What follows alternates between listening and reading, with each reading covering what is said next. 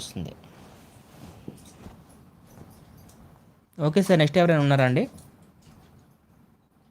విన్నారా శివ గారు? అదండి.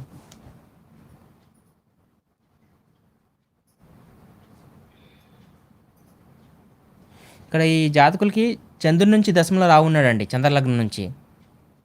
శివగారు మీకే చెప్తుంది. సో గవర్నమెంట్ జాబ్ యోగం అనేది బాగుంది మనకి.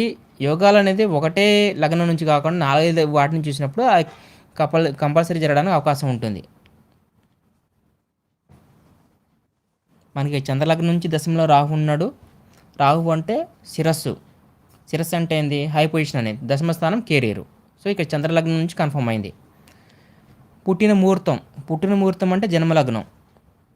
ఈ పుట్టిన ముహూర్తం జన్మలగ్నం అంటే సాధారణంగా మనకు చంద్రలగ్నం అనేది 2 రోజులు ఉంటుంది. చంద్రుడు ఒక రాశిలో 2.5 రోజులు ఉంటాడు కాబట్టి చంద్రుడి కంటే పవర్ఫుల్ మనం పుట్టిన ముహూర్తం. మనం పుట్టిన ఇప్పుడు మీరు టైం ఇచ్చారు కదా, 11:20 AM. ఆ టైంకి